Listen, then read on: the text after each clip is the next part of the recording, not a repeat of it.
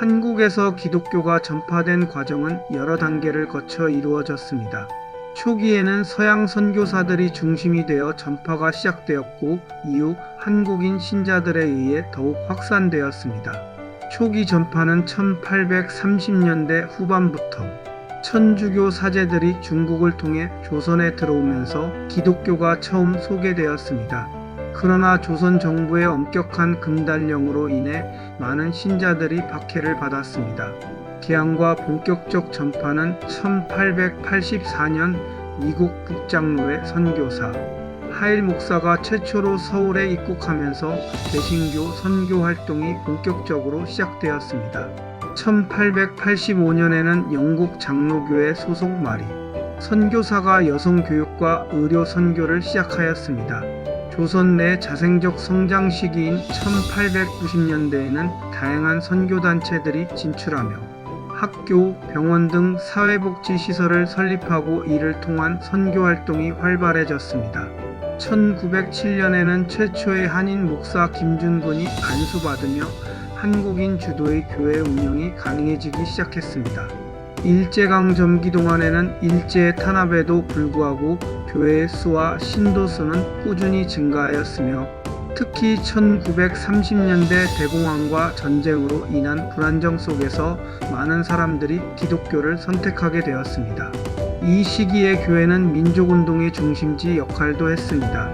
해방 이후 교회는 급속히 성장하였으며 사회 각 분야에서 리더십을 발휘하기 시작했습니다. 1950년에서 60년대에는 미군정 및 미국 선교사들의 지원 아래 교회 건물과 조직이 크게 확장되었습니다. 1970년에서 80년대에는 민주화 운동에서도 중요한 역할을 담당하였습니다. 현재 한국은 세계에서 가장 높은 기독교 신도 비율을 가진 국가 중 하나이며 국내외 선교 활동에서도 매우 적극적인 모습을 보이고 있습니다. 이처럼 한국의 기독교 전파 과정은 외부의 도입에서 출발하여 점차 한국인 스스로가 주체가 되어 발전시키고 사회 변화와 함께 성장해온 역사적 여정이라고 할 수 있습니다. 한국의 기독교 전파 과정은 여러 단계와 다양한 방식을 통해 이루어졌습니다.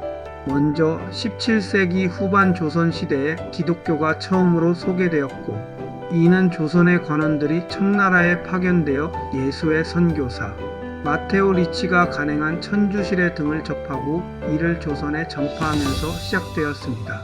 이때 조선의 선비들은 기독교를 학술 이론으로 바라보며 유학적 입장에서 비판적으로 논평하였습니다. 그러나 일부는 기독교를 종교로 받아들이고 그 교리를 신봉하기 시작했습니다. 특히 1784년 사신단의 일원으로 중국 북경을 방문한 이승훈이 예수의 출신 그라몽 신부로부터 세례를 받아 한국인 최초의 세례교인이 되었습니다. 이후 조선 내에서 자생적인 기독교 공동체가 형성되어 신앙 조직을 만들고 포교 활동을 벌였습니다. 그러나 로마 교황청이 예수회를 해산하고 교조적인 선교 시책을 지시하면서 기독교와 유교적 규범 사이에 갈등이 되었고 조선 정부는 기독교를 금지하였습니다. 기독교 박해는 1791년 이후 약 100년간 계속되었으며 이 기간 동안 수많은 사람들이 순교하였습니다. 이후 1876년 조선이 문호를 개방하면서 미국, 프랑스 등 서양 제국과 외교 관계가 수립되자 기독교에 대한 탄압이 중지되고 암묵적으로 신앙의 자유가 허용되었습니다. 개신교의 전파는 1884년 미국인 감리교회 맥클레이 목사와 장로교회 알렌 의사가 한국에 온 것을 계기로 본격화되었습니다. 이어 1887년 원두 목사가 서울 세문안 교회를 설립하였고 이후 선교사들은 서울을 중심으로 순회 전도를 통해 교파 세력을 확대하였습니다.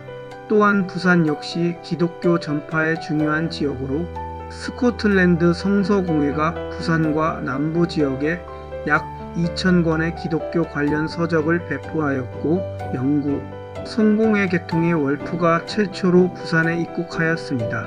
이후 호주와 미국 북장로교회 선교사들이 부산에서 선교 활동을 전개하였으며 특히 윌리엄 베어드 부부가 부산에 들어와 지역을 순회하며 전도하였습니다. 이렇듯 한국의 기독교 전파는 자발적인 수용과 외래 선교사들의 적극적인 활동을 통해 이루어졌으며 교육과 의료 사역을 통한 복음 전파도 중요한 역할을 하였습니다.